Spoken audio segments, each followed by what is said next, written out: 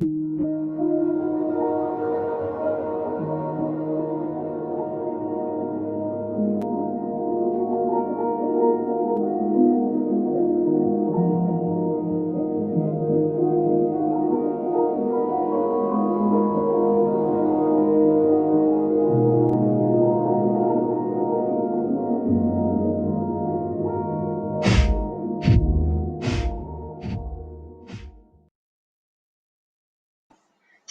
everyone, how is everyone doing tonight?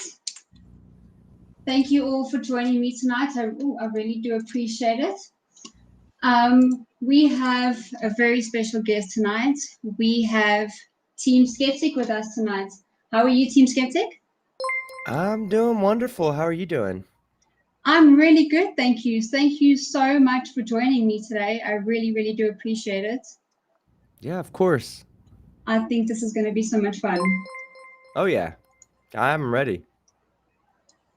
Today I am going to do any tips that come through. I will do at the end of the stream as I received some good advice that it hinders the conversation. So I thought I would do that at the end of the stream. I just want to go through a few pointers today. As for the stream, I mentioned this last week as well. There will be 4 questions per show. We will discuss them. These questions were chosen weeks prior, maybe even months prior, as I don't know the questions anymore. So I chose them months before, so when I read the questions now, they will be raw. Team has also not received any advance on what the questions are, so his questions or answers will also be very raw. Also, just keep in mind that there is no right or wrong answers. This is our own opinions, our own views. So please don't attack anybody in the stream or in the side chats for their opinion and their views. Please, guys, keep it civil as well. So any chats and questions that will come through, I will try and get to them at the end of each question, just so that we can get through a flow of conversation before we start doing anything. So let's get to question 1. If it will show up for me, there we go. Question 1 is, why do we dream, team? Why do we dream? Yes. Well, because our brain doesn't ever shut off. Our brain. Are you looking for the scientific reason or like a philosophical reason? Your own opinion, whichever you seem fit. This is your reasoning, your opinions. I don't believe in woo. So the reason why we dream is because our brain never fully shuts off. Like when you say I see something, most people don't completely understand what it means to see something. You just have photon receptors. The photon receptors convert them to electrical signals. Your brain interprets the electrical signals and develops an image that you see, but you're not really seeing it. You are seeing it, but you're not really seeing it the way you think. Your eyes aren't actually seeing the world and interpreting the world. It's just receiving signals and your brain is doing the rest. So when you're sleeping, it makes sense that the brain would mimic these signals. To me at least, it would make sense that the brain would mimic these signals. The same way you can close your eyes right now and think about, your most embarrassing moment in your life. You can close your eyes and create that in your head. How can you do that? How can you recreate that scenario? How can you re-see that scenario when the photons aren't coming into your eyes? Well, it's because your brain stores those memories, and it's just not beyond my realm of belief to think that the brain could recreate signals similar to what we experience in real life. And it does that just so because it never falls asleep. If your brain falls asleep, you die. Like if your lungs don't work anymore, your abdomen stops beating or moving up and down to get you to breathe. Your heart stops beating. So the brain has to stay awake and alert at all times. Maybe not alert, but at least active to a certain extent at all times. And I think dreams help with that. I think with dreams, as I see what you mean. I mean, if our brain stops, we die. I agree with that completely. As for dreams, I think we dream because it's our brain trying to sort things out. That's why a lot of the time it doesn't make sense. So it may bring up things that you may fear with something happening, recently, or something happening in the past or whatever. And a dream never ever makes sense. Actually, a lot of the time it doesn't make sense. There are times where it does, and you try and piece them together to try and maybe think that your dream is trying to tell you something. Trying to answer a question for you. Now, this is me going into a bit of woo, because a lot of people know I believe in woo. So I think that having a dream is your brain just trying to defrag. So when a computer defrags and puts files in the right compartments to try and make space for new saves and so on and so forth, I think that's what your brain is doing. It's defragging itself to make space for when you wake up, you've got a fresh mind to save more memories or save more information in your brain or in your mind. That's how I see dreaming. I just think that and trying to sort out maybe answers you had during the day or during the week. Try and get to the answers of the questions that you may have thought about or things that you may have thought about. Yeah. I mean, I meditate nightly to go to sleep, or I guess prior to sleep, I meditate for probably a good 20 to 30 minutes before I eventually just crash. To the point that even if I'm really tired, I kind of force myself to stay awake so that way I can experience, like I can get through the meditation. I can experience the meditation and everything that I'm doing. Sometimes I feel like in those really, really drowsy states, that's when I have the best like inner reflections of myself and, just in general relaxation, And I think maybe meditation does the same thing.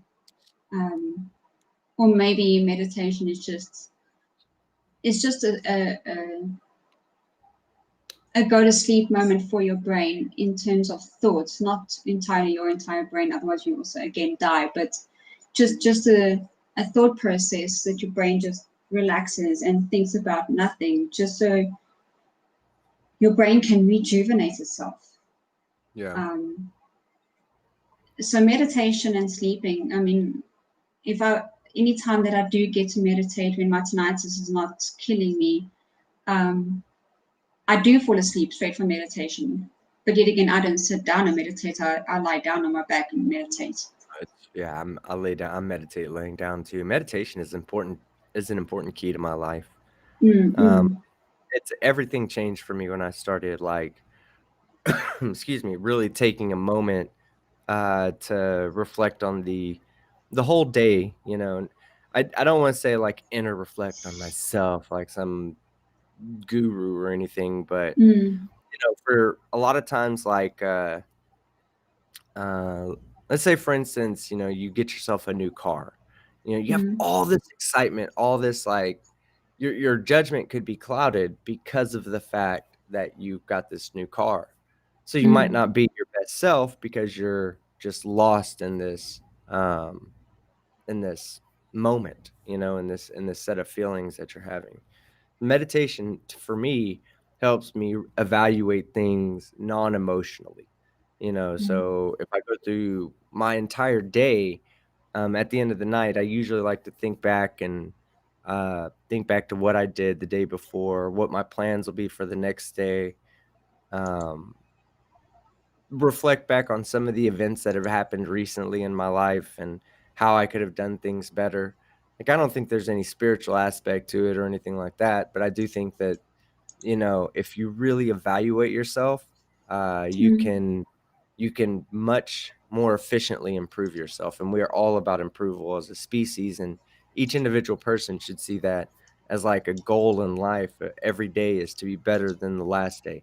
Every time you do something, you should do it better than the last time. Yes. No, I believe that as well. Improving oneself should always be something at the forefront of someone's mind, always. And I think dreaming gives your brain that opportunity to do that. Yeah. Could be. I don't know. I don't know. There's a medical explanation, I'm sure, but I don't know. Not being a brain doctor or even a doctor, even yes. a JM Truth doctor. I'm not even a paper doctor, but I can't tell you the exact reason why we dream. That's just my interpretation of why we dream. I believe we dream to keep the brain active, so that way we don't die. You know, Yes. It doesn't stop. I mean, there are some people that like myself. I can't meditate because my mind doesn't shut off. And as Curie Max says, my brain is constantly buffering. Mm-hmm. Curie Max in the chat. I haven't talked to her. There's lots of people in the chat tonight. Love ya. Where you been at? I want to thank everyone for coming in tonight. I really, really do appreciate it. You guys are so amazing, and I see you, Sapphirs, in the chat. I see you. Thank you so much for joining me today. Sapphirs, guys, are South Africans. If you're not from this country, Sapphirs are South Africans. Thank you all for coming. Oh yeah. Good day, mates. That's Australian. Oh, whoopsie. No, I'm just kidding. I knew that.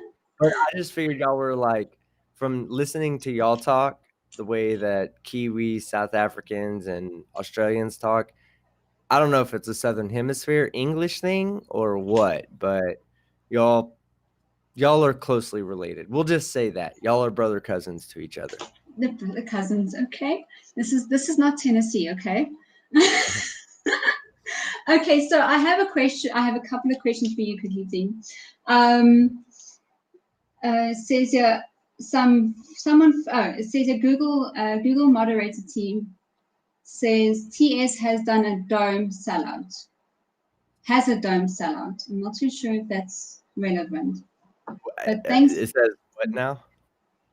TS has a dome sellout. So he's calling you a sellout. I don't know why. Then Michael Raptor says, ask him if you can have peer pressure without a container. Peer pressure, not peer pressure. Yeah, no, you cannot have peer pressure without a container. It's one of the main reasons. I'm peer pressured all the time. And due to that fact, I know in my heart of hearts and with all my senses that there is, in fact, a dome overhead. Because without the dome, there'd be no way to have peer pressure. I think we all have a dome on top of us. It's called a skull. Yeah. So Bacon Earth says, tell team, when will team admit that the Bacon Earth is reality? I'm about 75% convinced. Every time I get to that last 25% of convincing that I need, I realize that I've already eaten all the bacon. So I can never make it to 100% convincing Bacon Earth. Maybe one day I'll cook up I'll do if can God create something so heavy that he himself cannot lift? Can Team Skeptic cook a bacon slab so big that he himself cannot eat it? I don't know. I can eat a lot of food when motivated properly, and bacon motivates, guys. Bacon motivates. I see a lot of people complaining about Tennessee. I'm sorry, guys from Tennessee. I did not mean to offend you. Okay, it's just what we see in movies and series, where you have your mother, auntie, or auntie mother, or uncle, brother, uncle, father. Well, I would say that's more like Alabama and Kentucky. Louisiana. Louisiana. Okay, so we're going way off topic here. Yeah, in Louisiana. Okay, so I live close to Louisiana, and I've been there several times. I love going to Louisiana. It's some of the it's some of the best times that I've ever had. at partying was down in New Orleans. I used to go to we call them the boats, but really they're just casinos that are on, I believe, the Red River, I think. But anyway, there's these casinos that are on the Red River. We go to the boats in Shreveport. And you're like, Shreveport? Wait, Yes. that's way up by like Arkansas and stuff. Yeah, that's where our casinos that are on the river. That's where they're located. Yeah, so. I've heard of Shreveport. I heard of Shreveport because of True Blood, but let's not go down that road. The last question is from Bacon Earth, maybe, I think. I think it was Bacon Earth. If movement is the aim, when will team have a successful stream outro? Okay. So you've just disappointed me, Bacon Earth. Like you have. I think it was. I can't be sure. Well, hold on. I think he cut me deep there because I haven't failed on an outro in a while. Well, except for the one that I did fail. But like in the last 2 of them, at least one of them hadn't been a fail. Okay. So that just tells me that you're not watching my streams all the way to the end. Shame on you. Or you are watching them and your cognitive dissonance just keeps you from actually observing the successful outro. Either way, we have doctors and stuff to look into that for you. Oh my goodness. All right, guys. Let's go to question 2. Question 2. All right. Yeah, question 2. We've got 4 questions, so we're on question 2 now. Where does your self-worth come from? That's good. That's a good question. I think self-worth comes from self-evaluation. So if you evaluate yourself to be a trashy person, then you can do trashy things and still feel like you're, being worthy, for lack of a better word. So when you look at your self-worth, you first have to evaluate yourself first and then compare your actions to your own self-evaluations. I evaluate myself very highly. So, or when I evaluate myself, I see myself I hold myself to high standards, I want everything I touch, everything I do to be as good as possible. I do not accept failure. I do not accept half-assedness. I don't accept any of that. Yeah, Bacon Earth, I know. I fail my outros. Be quiet. Sit down, go to the corner, and be quiet, okay? But other than my outros, I put in an extreme amount of effort into everything. So because I do that, because I evaluate myself to those standards, for me to feel worth something, to feel self-worth, I have to meet those standards. So that's why, like I say, that, maybe someone who isn't as motivated as me or as motivated as I am to be, to do things the right way the first time, they might evaluate their self-worth different than me. They might say, oh man, with what you do, I don't see that I would have enough time in the day to do all the things that you do, and I'm like, are you kidding me? Like, I barely have enough time. This is like me. I hold myself to those standards, so I must meet those standards. And to meet those standards, it can be kind of taxing. But at the same time, it's what makes, I believe it's one of the things that makes becoming a subscriber of mine attractive, is that you can definitely see in the quality of the videos that I put out that I put effort into my videos. That if you look at the progression of my channel from day 1 to day close to 1,000, now I think we're like day 800 or something like that. If you look at my progression of where I started and where I'm at now, you can see that I actually did my best to improve video to video to video to video. Even in today's videos and yesterday's videos and the videos before that, I still look at those videos and watch those videos several times to see how to improve myself. So I think that drives how I also value myself. The self-worth that I give myself is skewed by the amount of self-pride I have, I guess. Someone with little self-pride, they would be happy with less. I won't. You see, I struggle. I mean, I haven't even listened to my last stream yet, to be honest, because I struggle to even listen to my own voice. I don't know how you all hear, because I can't stand listening to my own voice.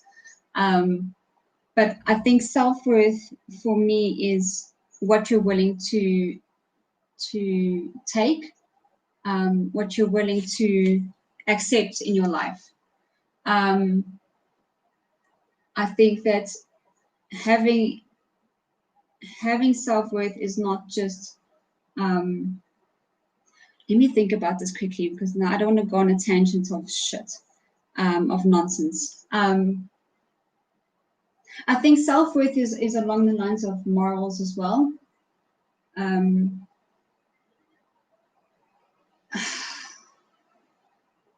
If you're not willing, if you're willing to do things to people that, how am I going to put this now? I'm just trying to think of how to put this. Now you can tell that this is very raw for me. I don't know how to answer this. Let me give you kind of my perspective on that, because I did music for a long time, and one of the things that is the hardest. Okay, so let's start from the beginning. Okay, you hear yourself in one voice in your head. Okay, you always do. Every time you talk, you hear yourself. So what happens is you get this idea of what your voice is supposed to sound like, and then when you hear yourself recorded on a microphone, you say, "Oh my God, I can't. I don't sound right. Why is the microphone making me sound different than in my head?" But the thing is it's not. You're really sounding different in your head because you're just sounding different in your head. It's not that the mic makes you sound different. You probably sound like this in real life. How I'm talking to you, you probably hear me better, in a more like if we were to both listen to our conversation on a headset, then you would say, yeah, you sound like you in real life. And I would say, no, I don't sound like me in real life. This makes me sound different. But but from an outside perspective, someone else would agree with you because it's me that's hearing it different, because I'm hearing it internally, not externally.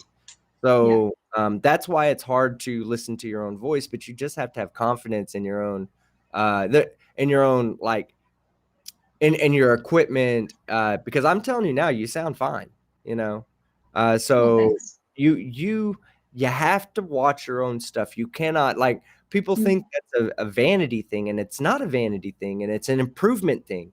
To go look at professional sports players, they go back and watch game film because they want to be better than they were the last time. They want to be always improving themselves and preparing themselves for the next one. That's one of the things that I really do. I go back and I watch my live debates and I say, I could have done this better. I could have explained this a little bit better. I go back and I watch my videos and I say, ooh, I like that cut I did right there. I should do it more often. Or I say, ooh, maybe I used that cut one too many times and I shouldn't use it like that moving forward. But I would never come to those conclusions without going back and watching my video and the final product. No, I get you. But now, how does that come to your self-worth? I think maybe self-worth comes from your confidence. I'm not too sure, but I mean, for me, I think self-worth is I'm not going to let someone treat me like shit, because I know that I'm better than that. I'm better than letting someone treat me like I'm. Well, yeah, okay. So now, if you're talking about self-respect's a little bit different. Self-respect is something that it's hard for a lot of people. I'm not even gonna lie. This is one of the things I had a struggle with going through high school. When I went into college and I joined a fraternity, I got a little bit more self-respect there because I had a support system. A lot of people, I don't really talk about it a lot, but my sister committed suicide when I was in college during my freshman year. I'm so sorry. Year. Yeah, it's all good. It's all good. It's not something I want to dwell on or anything. I just want to say, like, I got a lot of self-pride and self-respect from that event because I had so many people there to help build me up. And I had a support system that was there before she passed, but, wasn't there in high school. But I didn't see the value in it until after she passed. And I was back at college and feeling lonely and sad. And they would be there for me. and they reminded me that I am valuable to the world, you know, and that was the first part, you know, that's when I left college after that because I said, you know, I really need to understand who I am better before I try to just jump into this to go into college. Of course, it was a traumatic experience, was still hanging over my head or whatnot, but that I used that time to decide I wanted to go into the military. And the military taught me to have self pride in everything I do, whether it's Mm. taking a shower, whether it's tying my shoes, whether it's making the bed every morning when I wake up, whether it's just anything and everything I do, I take as much self pride as I can. And I think it drives me to recognize my own value. Yes. Um, I, maybe we should take it. Maybe we should take it to the basics and define self-worth, because I think we're jumping from self-worth to self-confidence and self-esteem and Well, why don't you you know define we. it then? Go ahead and define it. Now you put me on the spot. um, I think maybe it could be of something similar. So self-worth, I think maybe self-worth isn't even the right word to use. Maybe confidence and self-esteem probably is the better. Well, self-esteem is probably the better word to use than a self-worth. What do you think? Yeah, self-esteem is better than self-worth, because maybe not. Maybe Confidence? not. Sorry, self-confidence. I beg your pardon. Okay, so yeah, I mean, same thing. You know, when I talk about the value that people gave to me in college, it was, you know, confidence to take on anything in life. I just I don't get it. I don't get people that are. I understand there's people that that struggle with confidence and self confidence. I just it's hard for me because when I left high school, once I moved off to college and lived on my own, I just started recognizing why I needed to be more confident in myself. Someone who's more confident in themselves will go further in life. Yes, of course. I mean, um, having confidence to do. I mean, for me to even do this, I not only had a few people kicking my ass to do it, but I really needed to sit down and get into my self-confidence and really work at it to get to actually Yeah. even doing. So being a YouTuber, I'll tell you like this, being a YouTuber is more than self-confidence. Yeah, because I'm sure there's a lot of people out there, even people in the chat that say, "Oh, I'm plenty self-confident. I'm confident as fuck. I just couldn't I'm sorry, excuse me.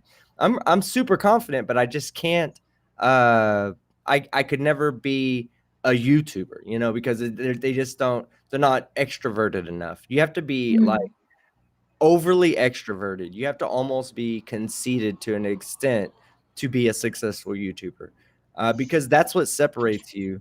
Now, there are people who are conceited that are not, you know, assholes about it, and that's what I think draws people in. Is like someone who has enough self confidence that they're really riding that line of being conceited, being super alpha, but at the same time, not not being so like entrenched in themselves that they become, you know, like self-absorbed, you know, or obsessed. Yes. Maybe some people are like myself. I'm an introvert, and a lot of people don't know that. I'm an introvert, but I do like talking to people. I don't often like going out, but when I do, my extrovert comes out. So for me to do this, I'm tapping into my extrovert side and enjoying the talking to people. But yet again, I enjoy this kind of conversation, and because I can't go to everyone's house and sit on their bed till 3:00 in the morning to talk about this, I thought, let me put this into videos, into streams. So this is where we are now, and it took a bit of kicking in the ass to get here, but I'm doing it because I love I needed to get this kind of thing going and doing, and eventually I got kicked in the ass so much that I put down a date and said, well, you need to get this done by then. So yeah. So let me rephrase what I said. It's not impossible for an introverted person to be a YouTuber. It's just it's harder for a introverted person to step out of that shell and be extroverted enough to be entertaining, or to, because it's hard. It really is. There's a reason there's something called stage fright, right? Because there's people that can't handle knowing that there's so many other people watching them or listening to them. I mean, sometimes when we might do shows, we have 700 people to 1,000 people watching. That can be a bit intense when you're like, oh man, there's 1,000 people out there that are now listening to every word that I say, and in real time, not something that I can go back later and edit and pull all the, the uhs and ah and ands, all those out. No, this is real. This is real time. And there's there's an allure to that people like that real time interaction. They like hearing something that's not scripted, that's in the moment. I prefer to do this in the moment streaming. This is why I'm doing it this way, because I'm not a read a script kind of person, because the amount of times I'll have to go back and reread it and memorize it and redo it, and because I don't like it that way, then I hear my own voice and I freak out, and so it's a vicious cycle for me. So I'd rather just do a stream and maybe listen to it when I'm supposed to, like the next day, or when I have a chance. But me and myself and scripts are not good friends. So I don't know how you do it, but you're an entertainer, so you well. And Radical in the chat makes a good point. It's to do a content creation as an introvert, it's a lot easier than doing a live stream. A live stream, I have had years and years and years, almost a decade practice being on stage. So some people can do it without any practice whatsoever. They just pick up YouTube and boom, they're good.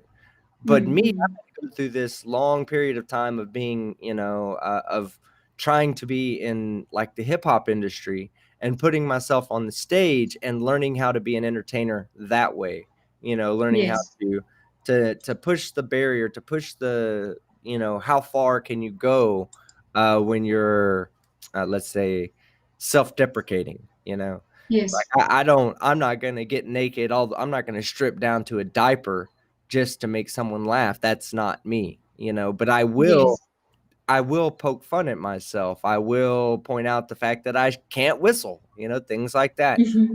Not everybody's okay with even doing that. Some people are a little bit too I want to say conservative with their image. They're really concerned that their image is going to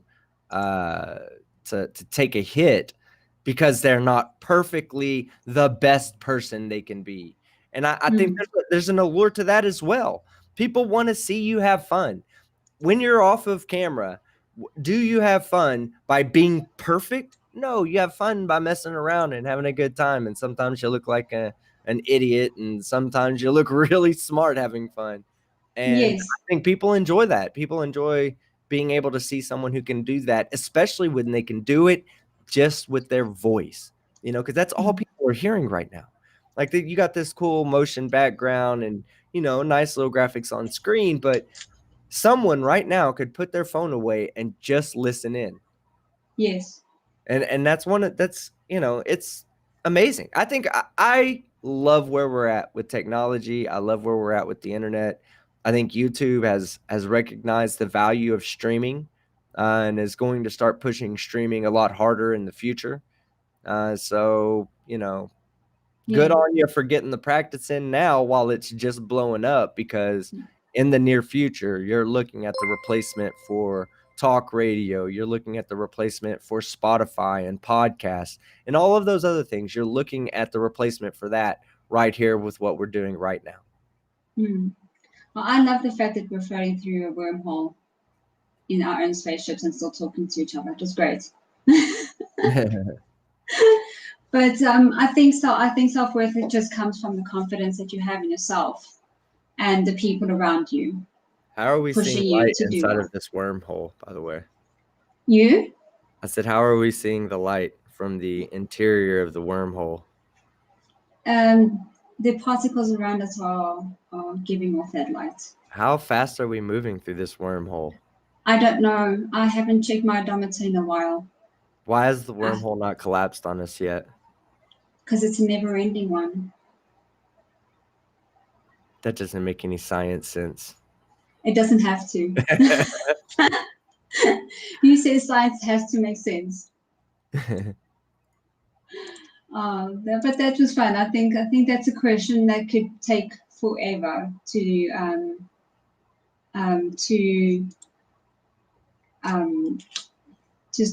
talk about. Really, I think it's a question that, yeah. Okay, so next question is, how will humans as a species go extinct? Technology. I think that we will we'll reach a point at which we create a technology unknowingly that will wipe out humanity. A lot of people okay, so a lot of people, like, let's say a lot of people refer to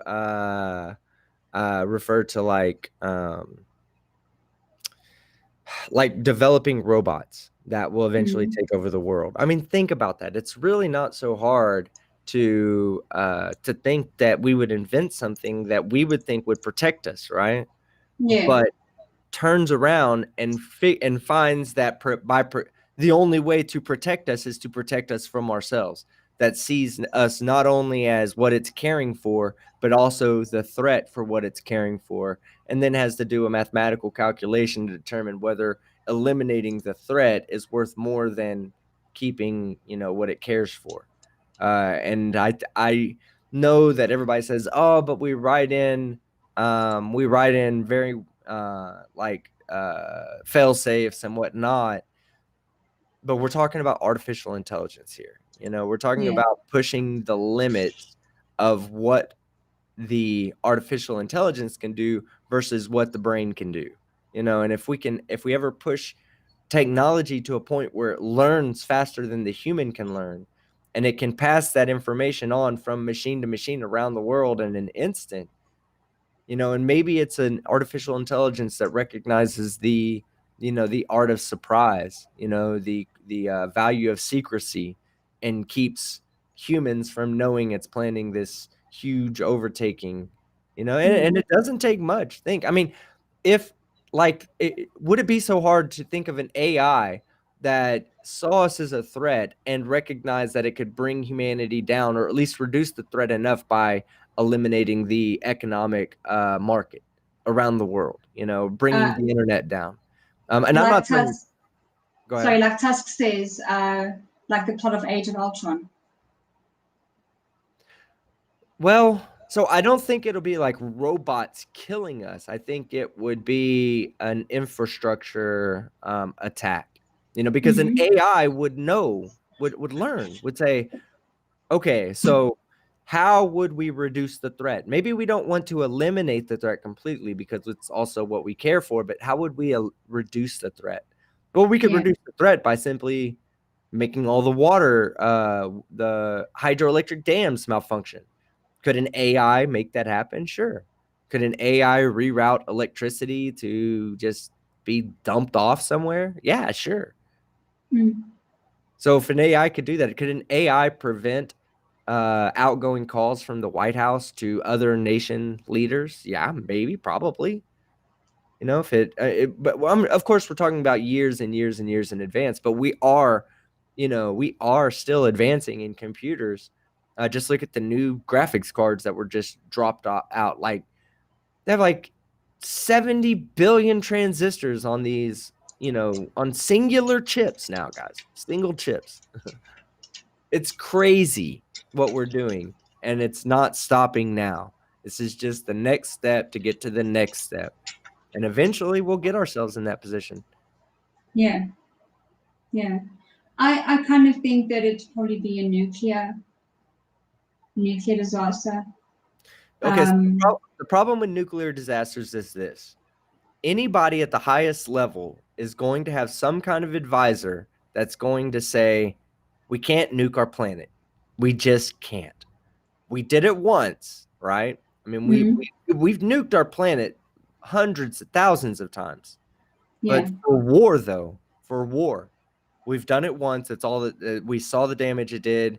And I think there's an inherent understanding of what a nuclear attack really, really means in today's age, because it's no longer one country holding all the bombs or holding all the cards. It's now lots of countries. And I think that's what's worrisome. And that's what's really worrisome. It is. That there are. The thing is that we as a people, as humanity, just need to understand that there's so much benefit to nuclear energy that if we could just set aside trying to see it as a weapon, which we can't do. The moment that America or Russia or any of these other major nuclear countries put aside their arsenal, then the first warlord with a nuke becomes, legitimately the most powerful man in the world. So you can't put them away until there's legitimately a worldwide consensus on what we should use nuclear energy for. And you'll never get that. You're always going to have that military aspect to the back of the head. Says, yeah. We'll only use it for energy. Hey, Trump, we're going to have a few put aside for us. We're going to put a few of them over there. Don't worry. We're not going to make ourselves vulnerable to a nuclear attack. And if you think America would be the only one to do that, then you're delusional. Russia, hey, comrade, let's put a few missile over here. And then China would do it. India would do it. Israel would do it. They would all stockpile some kind of military defense that was a nuclear option.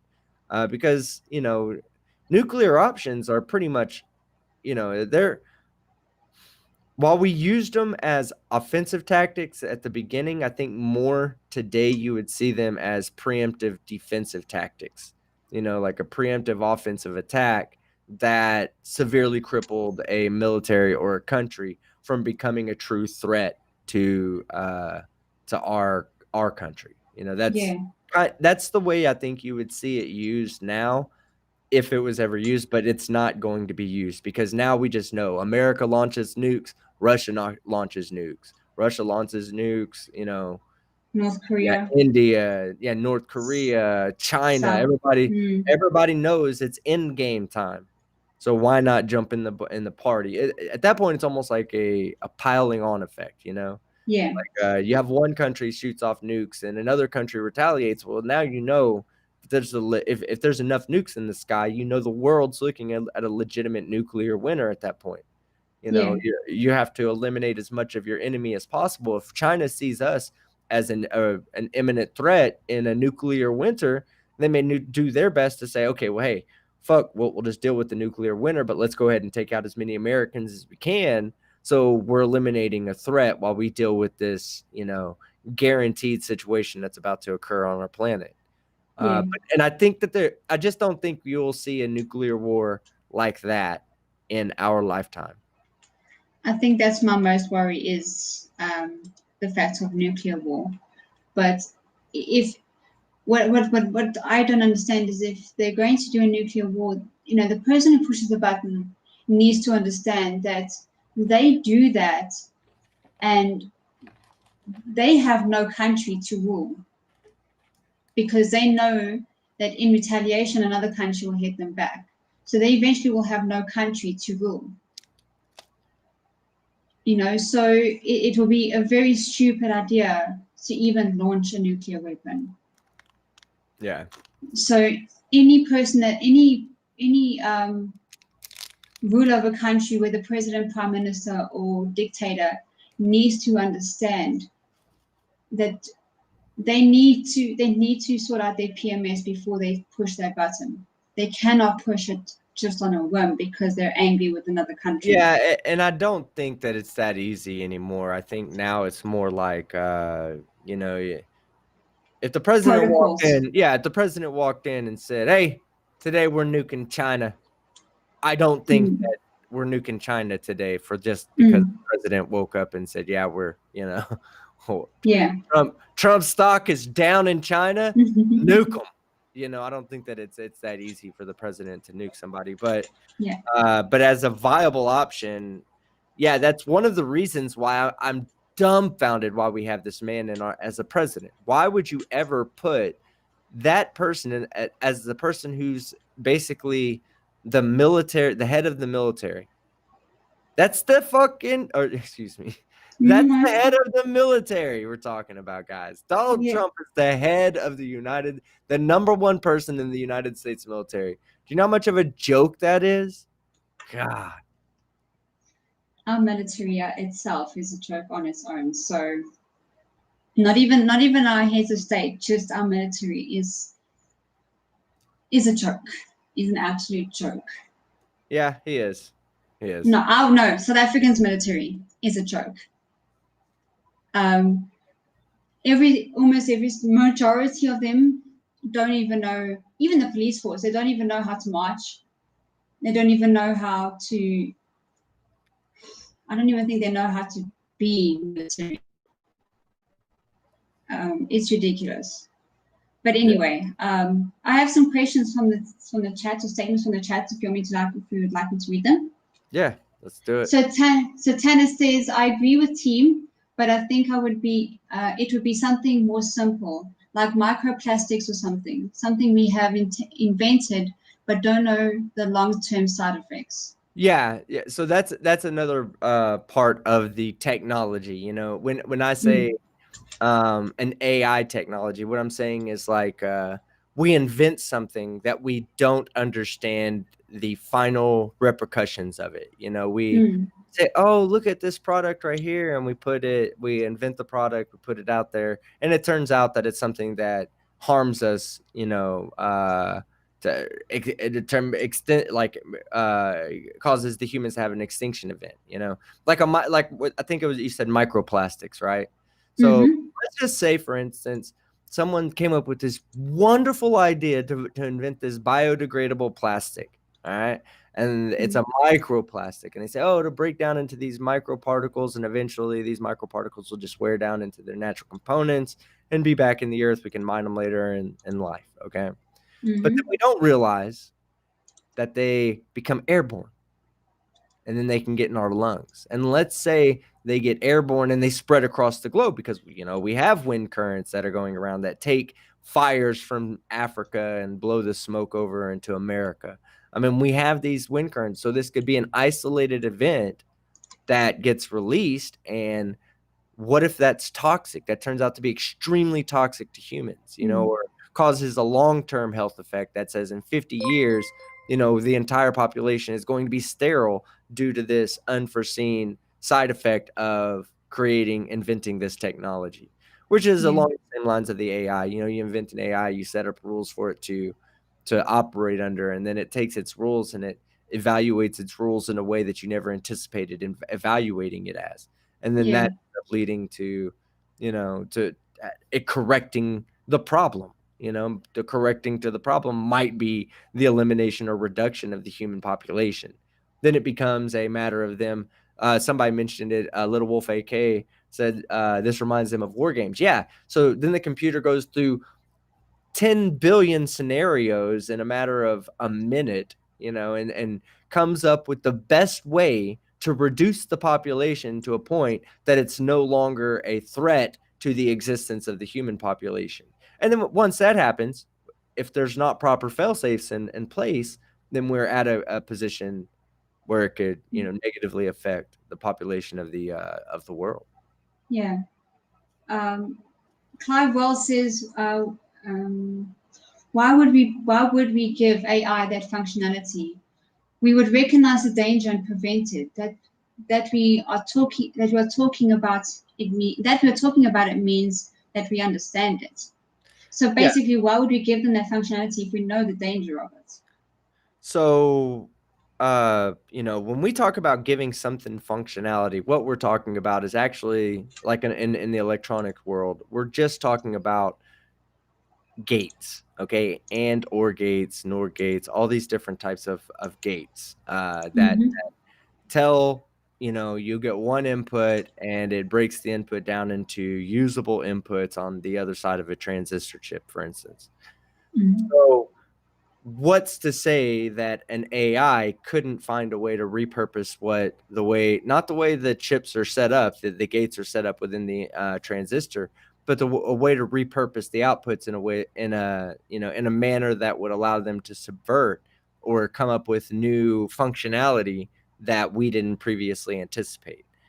Somebody wanted to shut down the water supply system, for instance, let's say, and the computer started out with nothing but a way to reach out through the internet and try to eventually find a network, some kind of network Mm. to grab onto. Let's say you created a network that shut off water systems, municipal water systems, and we know that 75% of all the counties across, or all the cities across the United States, use a particular municipal water program, because Mm. eventually that's what happens, is we get to a point where everything goes to automation, because automation is way more effective than human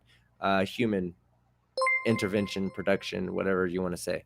Anything a Yeah. human can do, a robot can do it better, except for some things, of course, some things, but I'm Yes. saying, Yeah. I was just about to say. yeah, we're talking about like repetitive tasks. There's a reason why we have, there's a reason why there's a lot of production lines are fully automated, because they're more Yes. efficient than humans. Now, that's not to say, okay, like we haven't been able to replicate the human foot. So the humans can walk better than machines. Yeah, Mm. okay, Yeah. that's true. Yes, we can. But eventually, if someone comes up with a way that can perfect the human foot, then a robot's not going to suffer from the imperfections that humans suffer from and fall down, unexpectedly, let's say, because you lost your balance. Yeah. A robot's not going to do that. A robot's going to recognize it's off balance and immediately make a change to it. So once eventually, what I'm saying is that even if we don't give AI the functionality, there's nothing to say that they won't develop a way to create the functionality for themselves, especially when Mm. we're talking about so far in the future and such an advanced technology that something like that doesn't seem like it's too hard.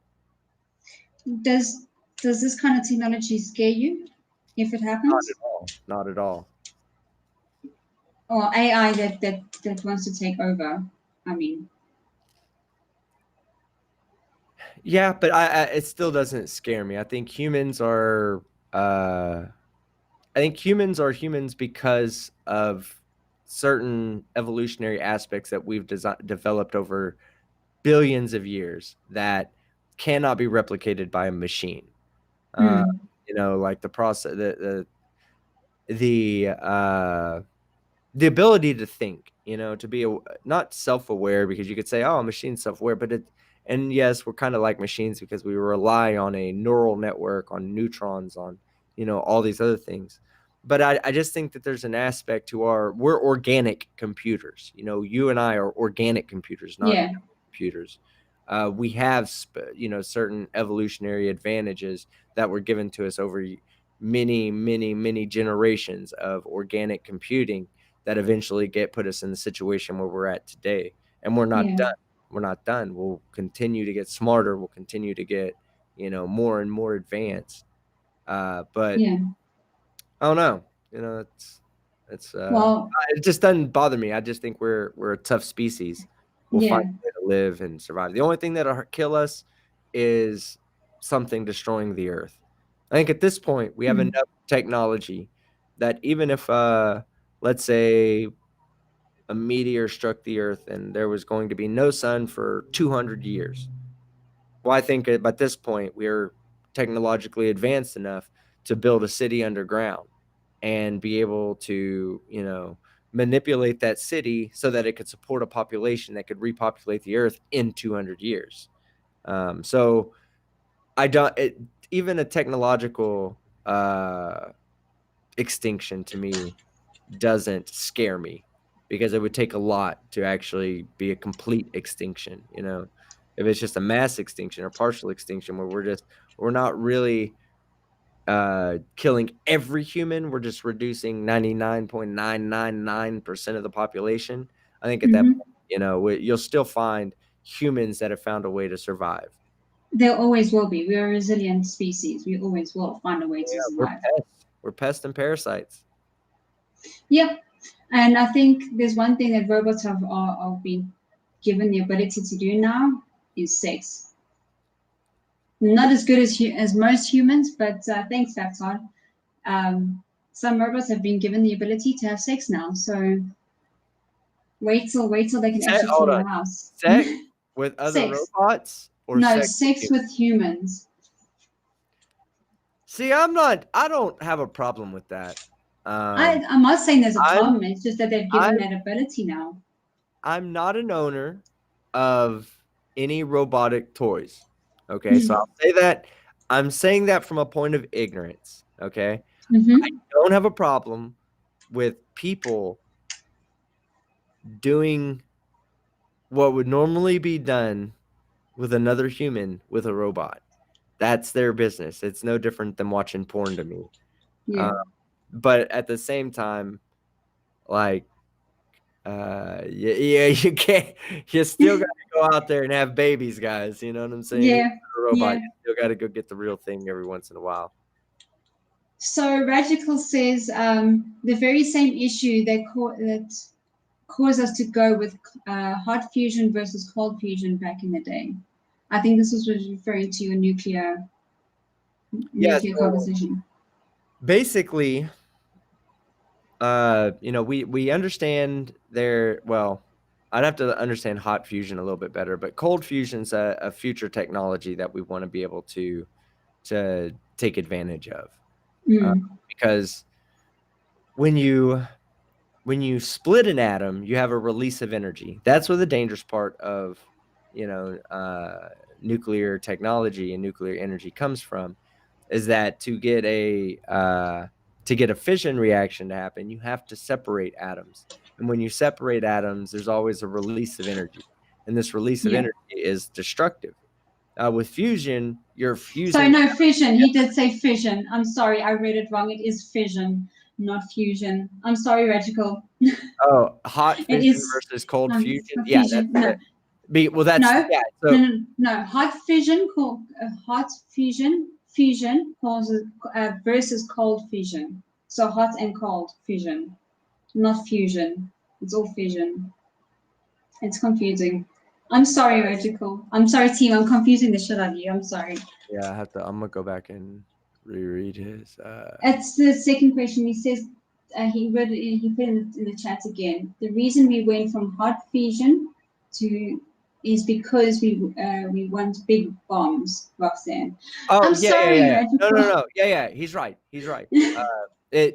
So we understood the energy release, right? We understood that part. And what Radical's saying is that once we understood the energy release, somebody just said, hey, we could use that energy release as a bomb. And that's what drove the technology involving nuclear fission, is because the military saw the use for it as a weapon, it really just drove the entire industry around it towards that. Not necessarily so that it could be militarized, but just because it was becoming the scientific standard, the energy standard, you know. But still, there's a future technology that we have yet to get, and that's cold fusion. Once humans will eventually figure it out. Once we figure out cold fusion, that's the energy of the future. Safer. Yes. So people are saying my accent makes it difficult to understand fission and fusion. I'm sorry, guys. Yes, it does. I'm sorry. It still sounds like you're saying the same word twice. I'm so sorry. Okay, I think I'm gonna go on the last question with this one. Sorry, everyone else that's put in their questions. So Radical again says the sheer power of the nuke from both sides is a deterrent to using it. Yeah, like I said, okay, so when you use a nuke now, okay, in 2020, the leaders of the world, we're not talking about some random dirty bomb by a terrorist. We're talking about a nuclear nation declaring nuclear war on another country. It's not just well enough known by the general public now, but they now have science advisors that would step in and say, we can't do this. Okay. I know you really hate Russia. I know it, but you can't do this because when you do this, you're killing yourself. It's called mutual destruction. Yes, Yes. you're killing the enemy, but the nuclear bomb, it does not detonate when you push the button. When you push the button, it launches. It still takes several hours to get to, whatever its target destination is. And by the time that it's launched, the enemy has already seen that you're launching the weapon. Once it's in the air, they launch their missiles. There's no way to stop them from launching their missiles unless you have a foolproof way of stopping them. But at the same time, you launch too many nuclear weapons and you'll end up with a nuclear winter, which at that point, you're talking about a mass extinction event, for the humans. Yes. Thanks, Rachel. He says my accent is adorable. Thanks, Rachel. Appreciate it. Listen to who that's coming from. You can't trust anything he says about accents. I stopped asking him accent questions because I just everything is so skewed because of his accent. Like, of course he's gonna say you have a beautiful accent. Of course. It's adorable. I just said beautiful. I'd go to every other weirdo and tell them they sounded cool. Let's go to Christian 4. We're running way over time. I'm sorry, guys, but thanks everyone for sticking around. All right, last question is it possible to live a normal life and not ever tell a lie? No. It is impossible for a human to not tell a lie. Hey, okay, I take that back. I'm not going to say it's impossible. But if someone does it, if someone can go their entire life without telling a lie, then they deserve to go to heaven. No kidding. They deserve heaven. I'll build heaven for them because telling a single lie is so simple that we do it without even thinking about it. We just lie. It's an evolutionary trait. It's something that's helped us become social. Children do it as you do. While as a father, I don't want my child to lie to me. But as somebody who understands science, I want him to lie to me because I need him to get to through that stage, to learn that skill set. Because there are times when you have to be deceptive. I'm sorry. Yeah. No, look, I mean, even white lies. Roxy, I just noticed something. You misspelled my name on the graphic. You spelled it with a C. I'm so emotionally distraught. I'm looking at the live stream. At the live stream? Are you kidding me? On the spaceship. SCEPT. You might as well have just kept the C out and just called me Team Skeptic. You see, that's the English way of spelling skeptic. I am so sorry. Yeah, I'm gonna need you to delete this VOD. I'm just kidding. I'm just kidding. No, hey, my feelings are unimportant. I've got enough self-pride that, see, that's what I'm talking about. The self-pride was me standing up for myself to say, hey, Roxy, K, not C. And then the self-pride is to say, it's all good. Like, my goodness. Yeah. I feel terrible. Terrible. Oh, well. Thank you. Hey, as terrible as you feel, don't worry about it. There's somebody out there who had their name misspelled that feels so much more terrible than you right now. Thanks so much for making me feel worse. Team Skeptic. With a C. Well, Marshall Ether says that I'm pushing the South African agenda onto you guys. So yeah, exactly. Look, I think with when it comes to lying, even white lies, I could have said anything about your name. That's the actual way it's supposed to be spelled. But you spell your name with a K, and that's your name, even if that is the American way of spelling it.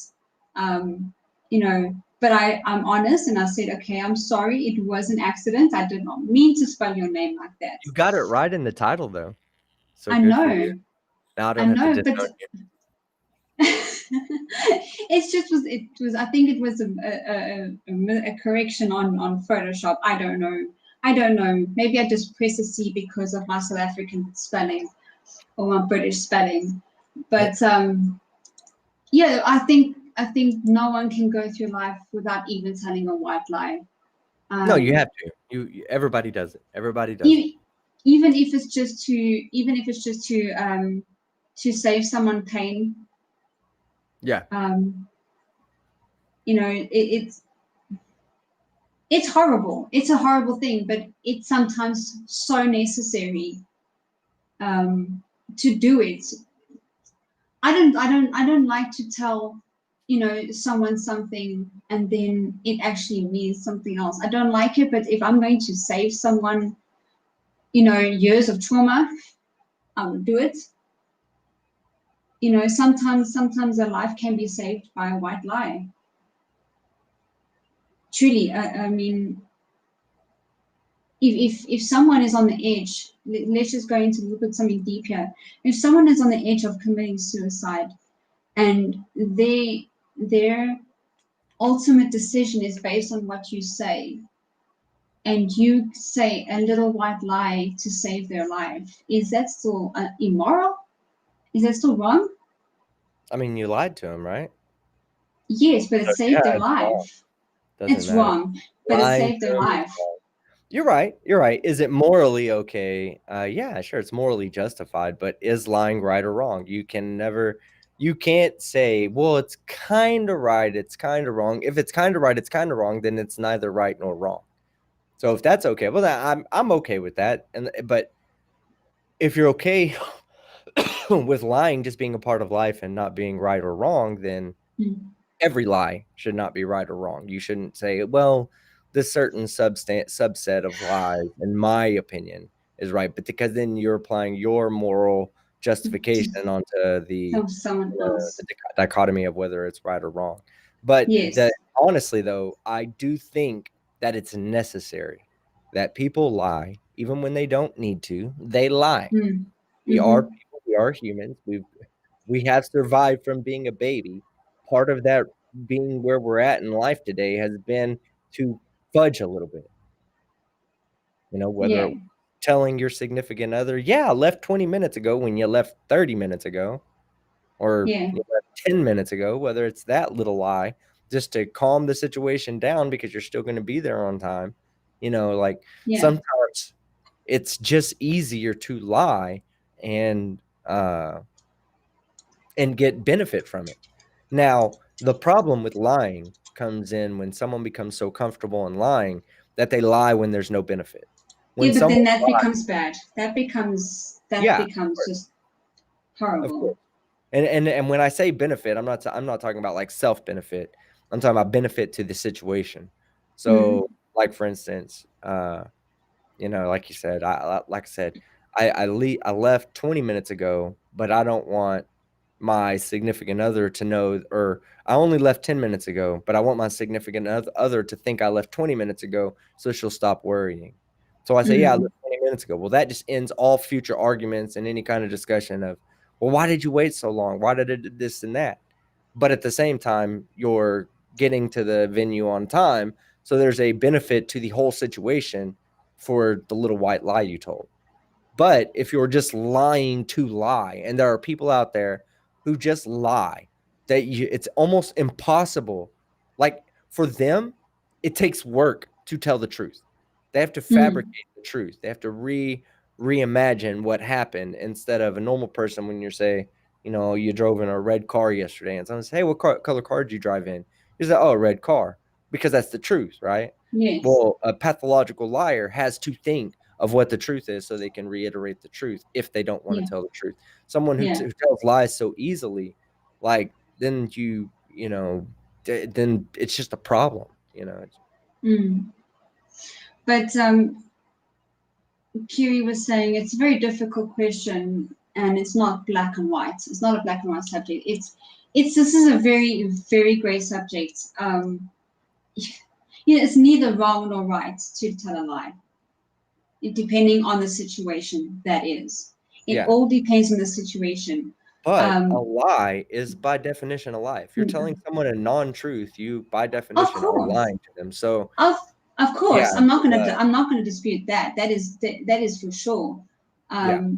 It's again, if it saves a person's life, a wrong doesn't a couple of rights don't make, doesn't fix a wrong. Let's not forget about that. But it all just depends on the situation. If you want to save yourself from questioning, of course you're going to say something. You're going to say a little lie, a white lie even. If you're going to save yourself from a hassle, of course you're going to say, you're not going to tell the complete truth. You're going to tell a white lie or a lie completely. Here's the question for you: define lie. Say for instance. No. Don't give me an example. Define what a lie is. Not telling the truth. Okay, so is J.K. Rowling's lying when she wrote the Harry Potter books?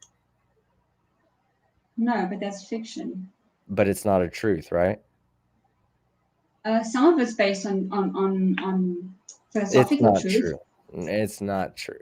It's a fiction. It's legitimately it's a made up story. It's a non-truth. Is that a lie? Yeah, if you look at it that way, yes. So there are times when lying is not bad and times when lying is okay. Or it is bad. If you look at it from a storybook kind of a storybook point of view, then it's not bad. Because it's a storybook. It's a novel you're reading. So it's okay to tell a story. It's okay to tell a lie under certain circumstances, to tell a story, to tell a non-truth under certain circumstances, but not under others.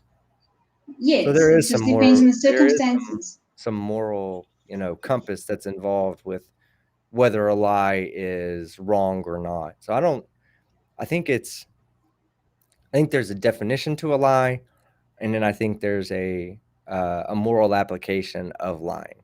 So I think if if humans didn't know how to lie, how would all great works of fiction ever come to fruition? Like if we could only tell the truth, how would we then tell a story that was made up? A moral story, for instance, any moral story. Sorry, repeat that question again. So how would we ever, if humans could never do anything but tell the absolute truth, how would we ever have works of fiction or artwork for that matter? We wouldn't. Right, we wouldn't. We wouldn't. Right. Lying is part of just the human experience. Yeah.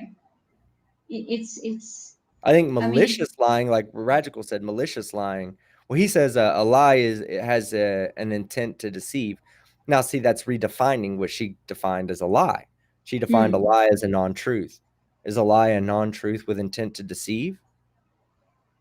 Well, if J.K. Rowling wrote the book, she didn't write the book to deceive anyone. She wrote the books to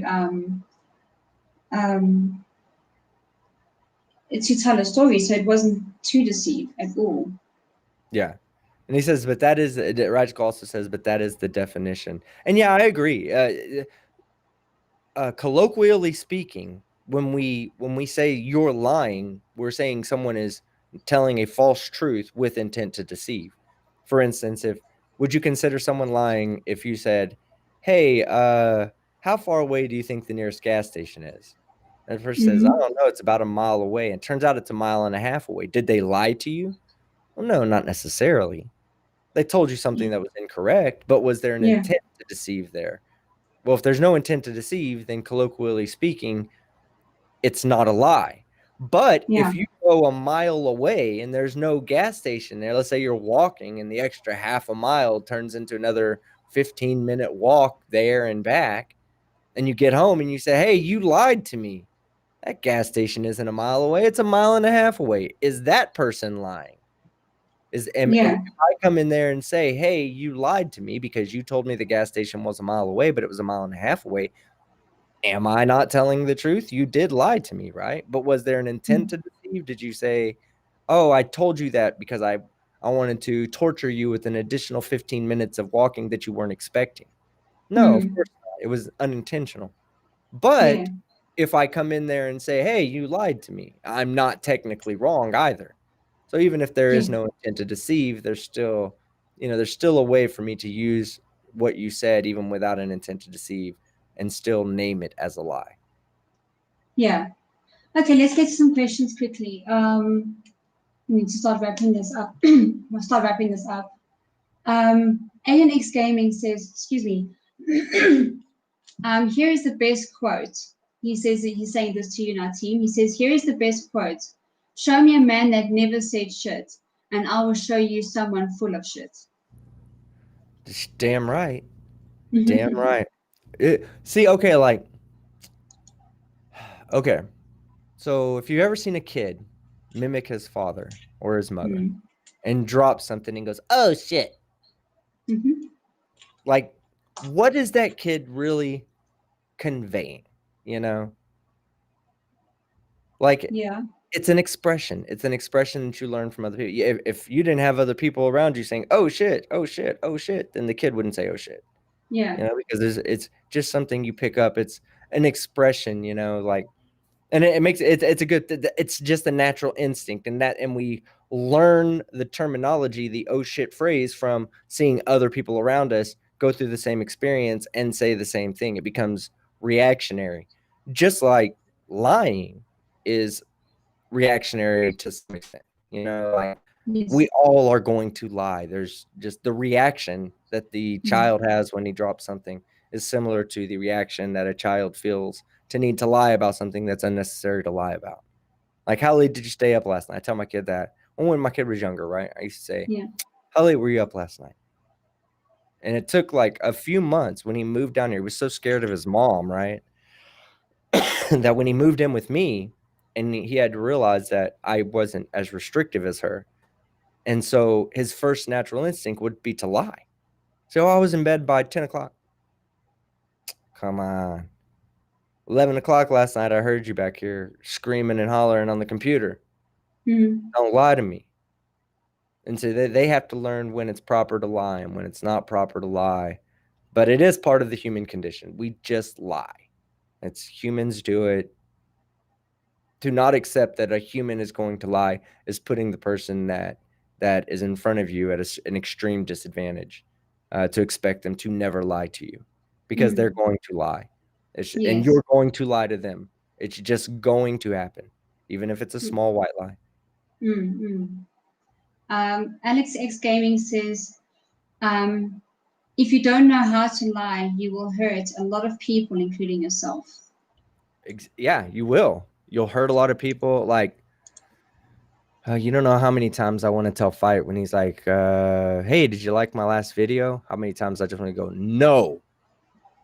No, it was trash, right? But I don't do that because it would hurt his feelings. Yes. And then it would hurt me a little bit, because then when I do my live streams, I don't have my monkey to dance, Like, he might not come back and dance for me for the crowd. So he's right. If you don't lie, you will eventually hurt yourself and others. Yes. Like, I don't know. I don't want to go into too much detail, and then somebody out there's gonna be like, "Oh, you're calling so and so blank," and not Fight, but I'm gonna send him a copy of this just so you know. Okay. So another one, Radical says, I'd like to say people hiding from a certain group of people in black suits covering in skulls, speaking in a rather German accent. Okay, Rich. Thanks, Patrick. I guess I didn't. Is there a question there? No, he's just a statement. He says some lies are the moral thing to do. He's just a statement. Oh, yeah. Some lies, yeah. Okay, I got you. And then Bacon Earth says, according to Lemon Bird, Harry Potter was written to take people away from God, and the lightning bolt scar is proof of that. No. Let me tell you No. something. Let me tell you something. My son, when I say that my son was scared of his mom, not physically scared that she had beat him or anything like that, but she was like religiously oppressive. Okay. Yeah. So my son was not allowed to watch Harry Potter because it had witches and warlocks in it. Yeah. Not even kidding. He was physically unable to watch that. His mother would not let him see it because it had witches and warlocks. Regardless of that, it was a fictional story and it's made up. She felt the same way that movie would take her son away from God.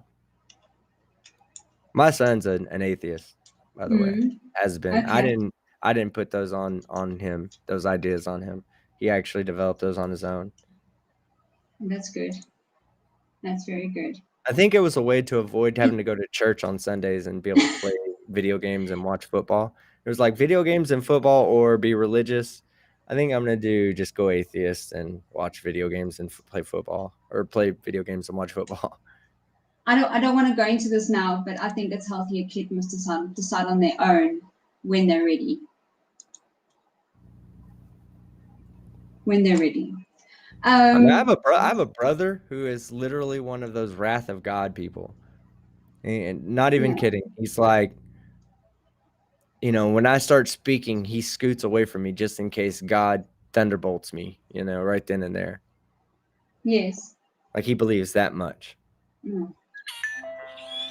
Every time I step into a church, I always think I'm going to get struck down. But anyway, so okay, so I think that's that. I just have a few remarks from Curie Mac. She says he spells it with a K because he's cool with a K. That's why you spell it with a K, because you're cool with a K. Damn right. And apparently I now have more subs than Bacon Earth. Well done, guys. Thank you. Clive Wells says there's a question here. Clive Wells question. I missed it. Can someone please show me where it is? I think I missed it. Sorry, guys, I missed the question. Oh, yes, here we go. Clive Wells says, this was right at the beginning before I even started the stream. He says, I'd like Team to tell us all about the crash, Area 51, and how he managed to escape. Well, I used up all of my invisible chromatin in my skin to sneak past these guards who were sleeping. Then I got a job at a local diner and morphed my skin so that it looked more and more human. Like, it's kind of why I still look like an alien. I haven't perfected that yet. But I got a job as a waiter, worked my way up to a manager, dealt with about 7 alien Karens, wrote back to the base, let them know that I was doing okay, that they could stop looking for me with all those black helicopters. And then now I'm a YouTube personality. Seems to be working for me. Hoping the government doesn't snatch me up and put me back in my medical pod. But oh my goodness. Well, team, this was an amazing conversation. It's pushed my stream to an hour and a half, which is great. I'm surprised people are still here. Thanks everyone for still being here. Well, I want to say thank you to everybody that's out there too. I mean, it's awesome that you guys are supporting Roxy, because I support her. And yeah, you guys are found yourself in a cool little chat here. Yeah, I'm still amazed that I still even have people in the chat. I really am. I didn't think that people would actually enjoy something like this as much as I do. Yeah, that's just because you're South African, and South Africans are weirdos. No big deal. I'm proud to be a weirdo. There's nothing more weird than being a normal person. Yeah, right. Oh, Marius, I cannot read Afrikaans. I'll need to sit on that one. I'm sorry. Alien X says, I'm like an athletic cup. I support. Alien X, if you're gonna trash talk me, I'm going to have to trash talk you back. It's not a athletic cup. It's an athletic cup. But no big deal. Nobody's paying attention to Alien X Gaming. Nobody at all, bro. Except me. All right. No, I'm just kidding. One of the things I always talk about, and I love it, is I love when people roast me. You know, it gives me an interaction to have with the audience. It's something that that I go, like I constantly spend time on live streams, right? Like going from live stream to live stream. I watch a lot of people that nobody would even think I watch, just because I like their style. I try to learn from them and get better at what I do. But I go into some of these chats and I'm telling you, there is no interaction. There's no interaction between the person on camera and the person in the chat. There's no interaction between the members of the chat with each other. It's just zero interaction. And one of the things that drives my live streams and drives my presence on YouTube is the interactions that I have with people in the chat. I just love the fact that I can talk with them. They can give me a hard time. It's all a joke. I know they're not being hateful and harmful to me. So to me, I can easily take that in stride. Even with the people that try to troll me for real, like Shills vs. Shills was trying to troll me last night, and other people will come in and try to troll me. You can't troll me because I don't give a shit. So what are you going to do? I mean, you're going to call me stupid? Okay, I'm stupid. I'll agree with you. Now, bye, you know, and they usually, but it's when I get somebody that's a genuine person that's being in there just for the fun of it, I think they like doing that too. They like giving me a hard time. I like responding to the hard time. Yeah. I'm still trying to keep up with the chat. I'm still battling to keep up with the chat. So like I keep saying, please give me time and I'll definitely get better at this. I promise I'll get better at this. Just got to give me some time. Did 82 production just dropped in? You're a bit late, 82. Yeah, 82. Where I think I got a Discord notification. I think he either posted a video or he was in a live stream just now. And I can't whistle. We talked about this before the show, Radical. Okay, your days are numbered. Every one of you out there that identifies as a whistler, your days are numbered. Okay? What happens when science advances and no longer considers what you do a whistle, but considers what I do a whistle? What happens when that becomes the standard for whistling? None of you will ever be able to whistle, but I will. I'll be the biggest thing on YouTube. That's the only thing keeping me back right now. Sometimes I go and I wonder to myself at night while I'm meditating, why don't I already have 200 million subscribers, right? Why don't I have that? Because I can't whistle. If I could whistle, that's the one part of my game plan that's missing is the ability to whistle. If I could just whistle, I would PewDiePie. Screw PewDiePie. T-Series, they'd be writing me messages asking me how to improve their channels. I just can't whistle. That's the only thing holding me back. Okay, let's quickly get to my tips. I actually got tips in my show today. Thanks, Marius, for the $8. I'm not sure how many rands that would be, but that's $8. Thank you very much. Alien X Gaming, thank you for the $10. And Tanner withheld $7.30. Thank you so much. Thank you very, very much. Are there no messages with those? No. I would like to point out that Clive Wells is a doctor, meaning he can, by definition, make scientific claims, okay, that are absolutely true. You don't even need to look them up or try to verify them for yourself. And he says, team is so modest. I am, Clive. It's amazing that my modesty has reached such an epic proportion to everybody else's modesty that people like Dr. Clive Wells recognizes it, recognizes the value in my modesty.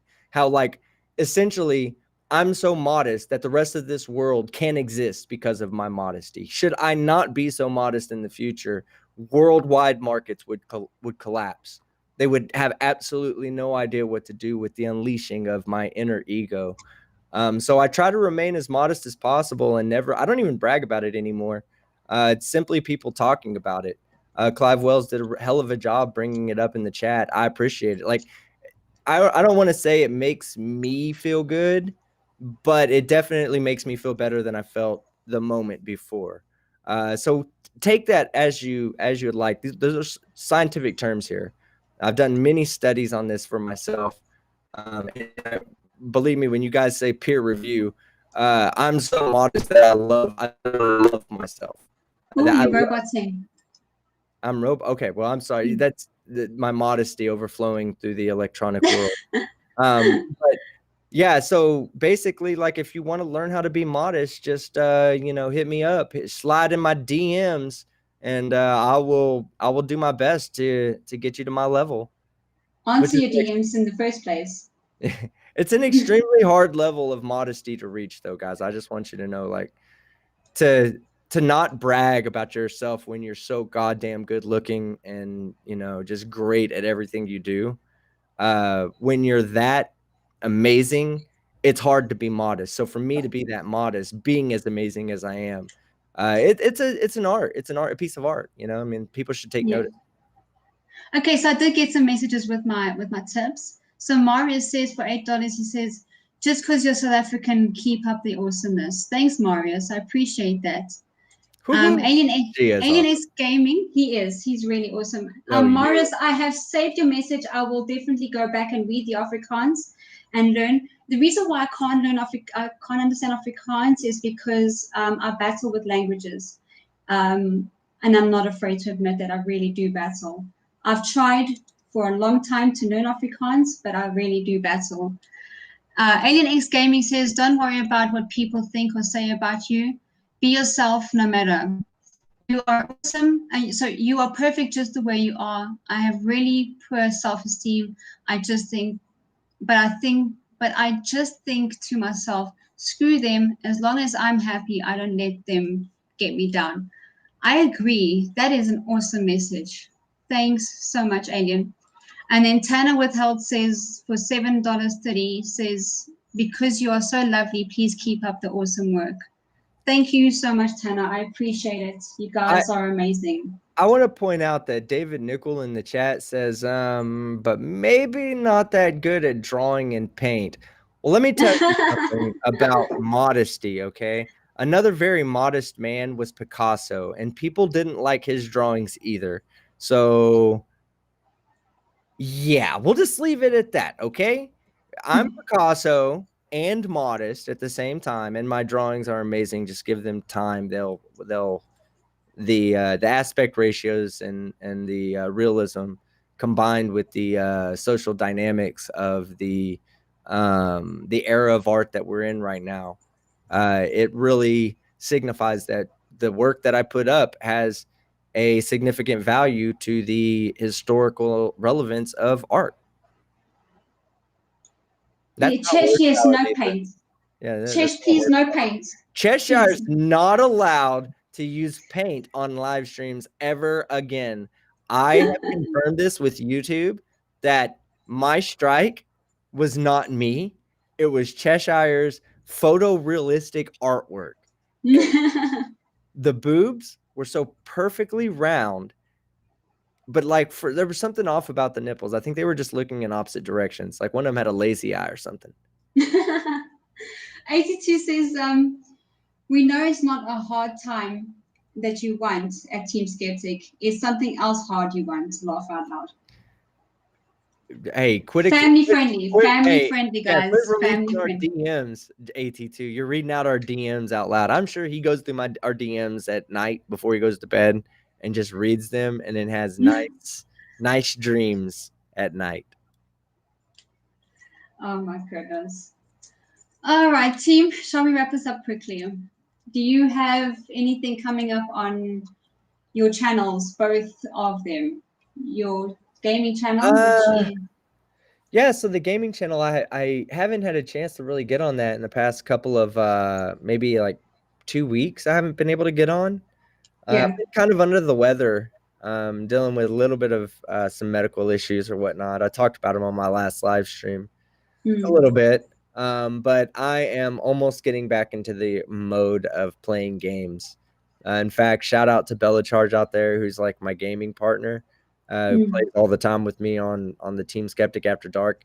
By the way, Team Skeptic After Dark did get monetized. And yeah, no, right. And I'm gonna have a member program that is going to be. I'm working on doing.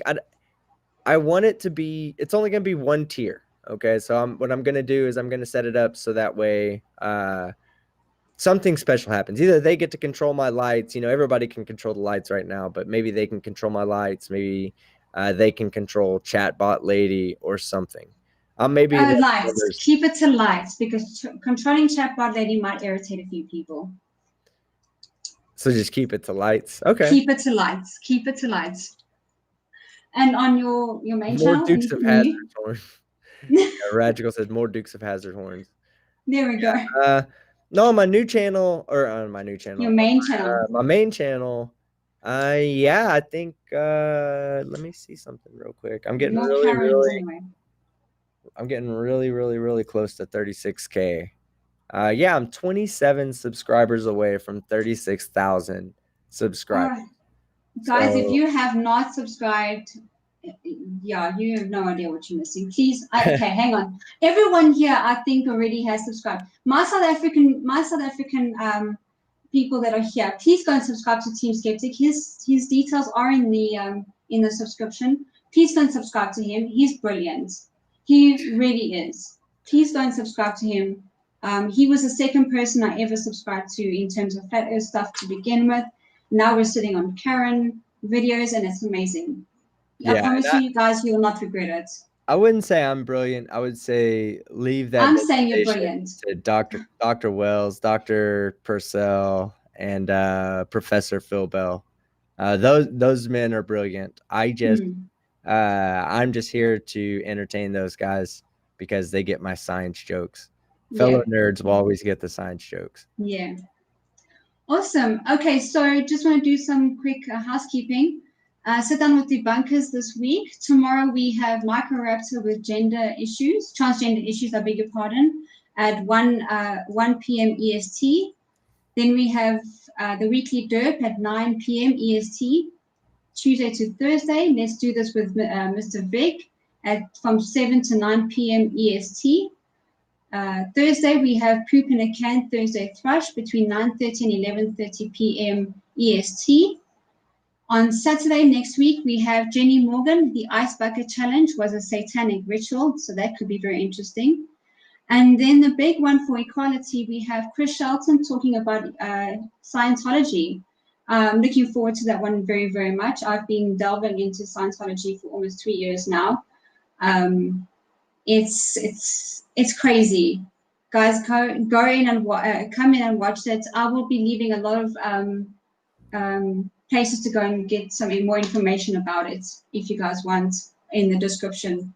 Obviously, with Ilya's, not that Ilya has to. With Ilya's permission, I'll put some more stuff in the description after the show. And then my next show in 2 weeks will be with Ilya Moon on the 3rd of October at 10 p.m. CAT or 4 p.m. EST. CAT is South African time, Central African time, guys. So thank you, everyone, for coming, and thank you for everyone for sticking around for so long.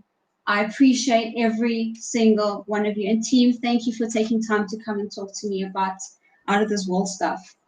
I don't look at it as taking time out of my day. I look at this as part of my productive day of talking with friends. Roxy, you've become a good, close friend of mine and somebody who's been there for me when things have been tougher and, shitty on my end and whatnot. And, I appreciate your company. So for me to come on here and talk, it was really just like totally normal to me. It was just like having a normal conversation with you and the rest of the people in the chat. Love all you guys. All right, guys. Thank you very much. Have a good day. Bye.